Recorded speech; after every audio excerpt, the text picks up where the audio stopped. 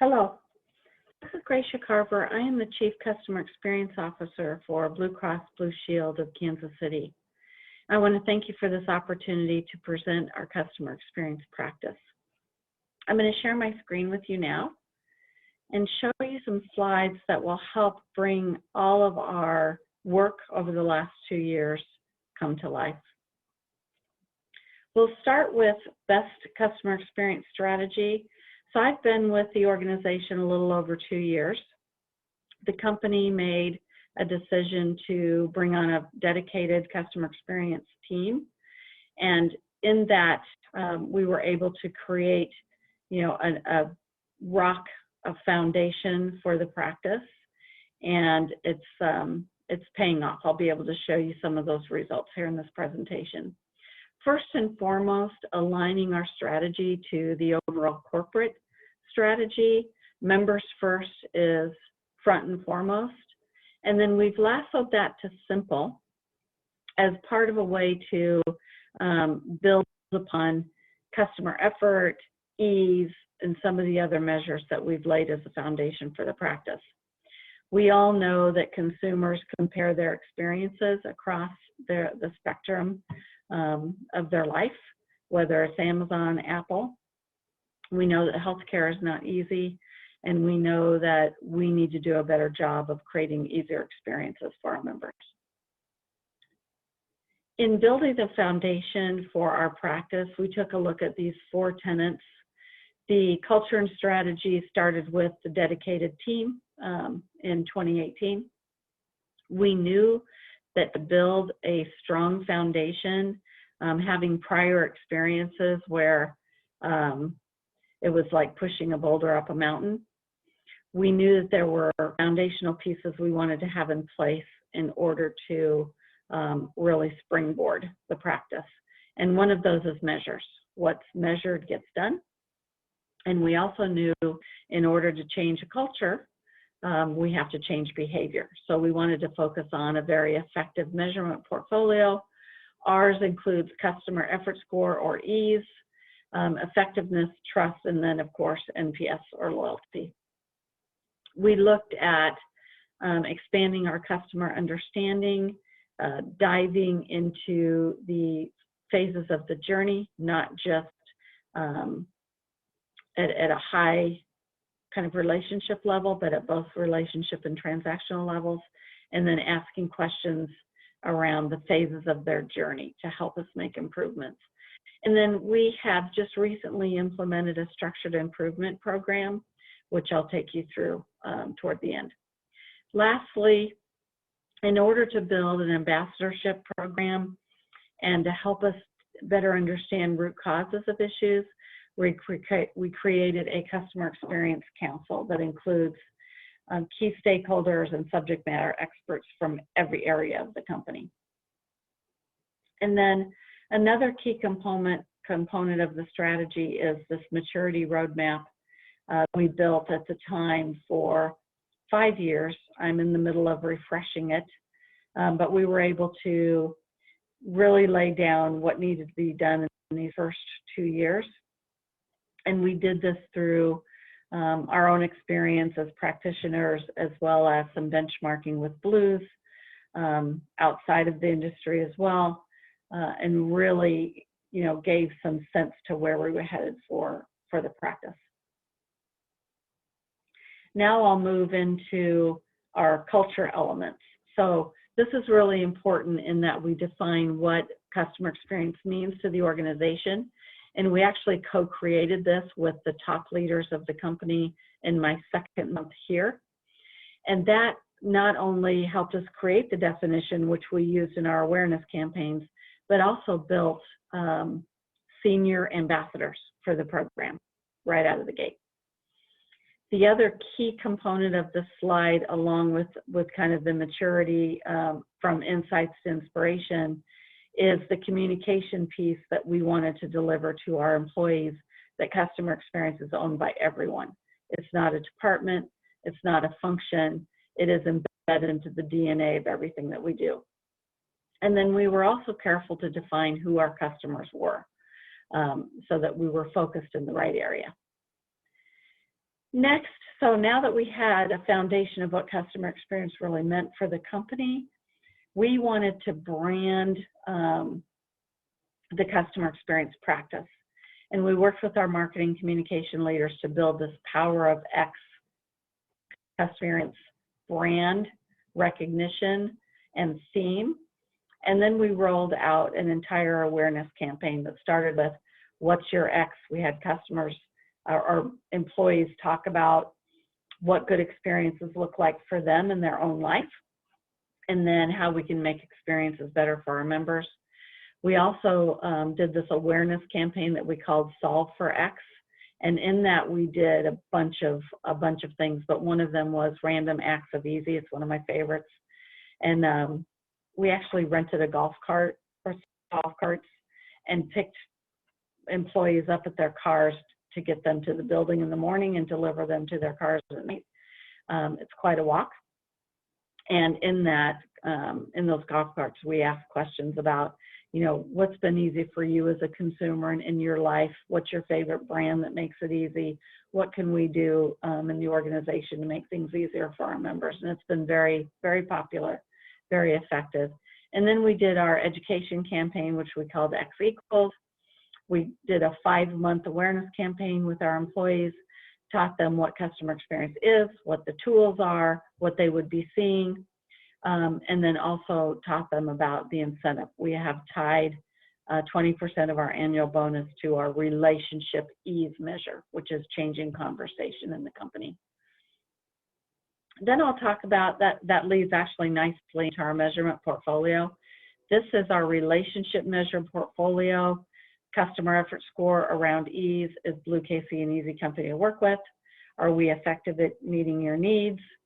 Are we a company you can trust? And then would you recommend us? So these are our key relationship measures. And then under this is an entire portfolio of relationship measures. And in our awareness campaign, we actually talked about the difference between relationship measures and transactional measures and how we would use both. We will take action on the transactional measures. So how easy was it for you to use the website? How easy was it to understand your EOB? And the list goes on throughout the phases of the journey at every touch point that we can master in feedback. And then here's some of our results. Our ease scores have gone up from 57% to 73% from 2018 to 2019.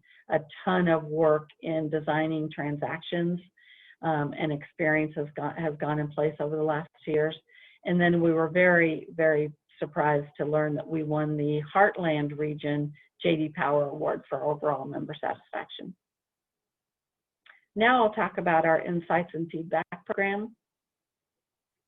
We actually post on our website and on monitors throughout the building all of our customer experience scores. They're updated every month. We talk about them often. And then we also show what the positive drivers are of these experiences and what the negative drivers are of these experiences, preparing the organization for our improvement work.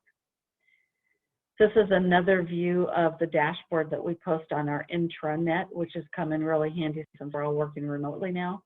But here we break it down by line of business, by our group business, direct pay, and Medicare Advantage, and then we trend it by month. And then lastly in this section, just another example of the work that we're doing, we do have a speech analytics tool that we use now. This is our COVID dashboard. We show trended volume. We show top mentions, and then we can dig into this deeper to find, root cause and additional pain points. We have a dashboard like this for every line of business in the company, and we are also developing them for every touch point in the company. Lastly, I'll talk about our customer complaints category. This has been a labor of love. So we all know that we're very good typically at operational action loops. So one problem at a time gets resolved by an agent at a time. But we want to start looking at a strategic action loop where we're looking for themes and systemic pain points that we can resolve permanently for all the members experiencing them. So in order to do that, I've redesigned the organization, and we're augmenting our research department. We have created a new role that is around executive action. We have a tool that is tracking, trending, monitoring, and closing the loop in our complaints and issues. And then we're building action teams. So our consumer action team, our marketing action team, where we get complaints from brokers, human resource groups. We're creating a pharmacy action team, and then a Spira action team, which is our medical clinic. And then we're also creating a new role that will own our measurement program, that will bring some Lean Six Sigma and human-centered design framework around improvement practices, and then we'll own our Voice of Customer platform. We are redesigning the organization so we can advance the maturity of our practice, advance what's happening in our roadmap, and then also manage these escalations that happen. So we want to make sure that we're getting good action behind those. This is another example of how we're using the Customer Experience Council and our data. So we've gone to our council to say, in your opinions, what do you think the pain points are for our members from your own area of expertise? We've gone to our research partner who does all of our customer experience survey work, and we've asked them for the statistical drivers that will improve the practice. We're using our speech analytics tool to define the top 10 pain points. This is actually the top pain points that we found from an entire year's worth of data in 2019. And then we peeled off the duplicates and created this last category of all pain points. And then we had the council rank them by ease, urgency, and impact, so we know where to focus first. We brought this, the pain point they chose was around member communications. So we brought some of that to life with verbatims and some pretty good data-driven information about the volume, how many calls, emails, et cetera, we get on these issues, and then more specifically what the pain is that our members are experiencing. And now we're using this to launch our first CX improvement framework, which starts with phase one, identifying what those pain points are by volume, by impact, and then building a current state value stream map. What is the process that we use right now? What are the non-value added steps in that process for our members? And who are the key business owners?